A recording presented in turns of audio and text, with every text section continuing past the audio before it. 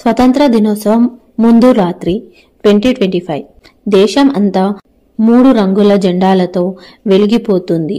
ఊర్లలోను పట్టణాలలోను పండుగ వాతావరణం. చిన్న పిల్లలు పాటలు నృత్యాలు ప్రాక్టీస్ చేస్తున్నారు. ఢిల్లీలోని రెడ్ ఫోర్ట్ దగ్గర వేల మంది జెండా మందిరం కోసం వేచి చూస్తున్నారు. అంతలో అకస్మాత్తుగా ఆకాశంలో ఒక్కసారిగా బంగారు వెలుగు తిరిగింది.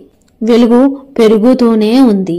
దానిలో నుంచి మహాత్మా గాంధీ, సుభాష్ చంద్రబోస్, భగత్ సింగ్, అల్లూరి సీతారామరాజు, సరోజినీ నాయుడు, ఝాన్సీ లక్ష్మీబాయి ఇంకా ఎంతో మంది స్వతంత్ర సమరయోగులు బయటికి వచ్చారు. భవిష్యత్తు మొదటి చూపు. అందరూ ఆశ్చర్యంగా చుట్టూ చూశారు.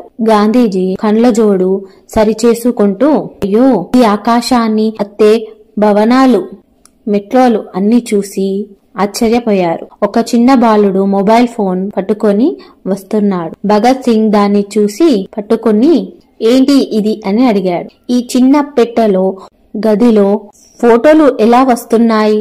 బాలుడు నవ్వుతూ, ఇది మొబైల్ ఫోన్ అంటారు అని చెప్పారు. సరోజినీ నాయుడు చూసింది మహిళలు పోలీస్ యూనిఫామ్ లో బస్సులు నడుపుతూ విమానాలు నడుపుతూ ఉన్నారు. ఆమె కళ్ళలో ఆనందం. ఇదే మన కలల భరత్ మాత. ఆనందం మధ్య ఆందోళన. తర్వాత పెద్ద ఎల్ఈడి స్క్రీన్ లో వార్తలు కనిపించాయి. అవినీతి, కాలుష్యం, నిరుద్యోగం. సుభాష్ చంద్రబోస్ ముఖం మాడిపోయింది. మేము స్వతంత్రం కోసం పోరాటం చేశాం, కానీ స్వతంత్రం కాపాడుకోవడం మన బాధ్యత అని ప్రతి భారతీయుడు అనుకోవాలి అని ఆలోచించారు.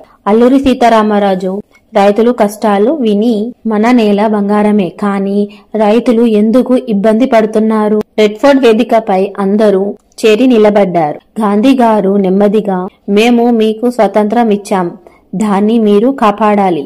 భగత్ సింగ్ ధైర్యంగా, విప్లవం కాంతితోనే కాదు, ఆలోచనలు పనిలో కూడా ఉండాలి. అల్లూరి సీతారామరాజు, మన భారతదేశాన్ని ప్రేమతో ధైర్యంతో ఏకమై నిలబడాలి అని చెప్పారు.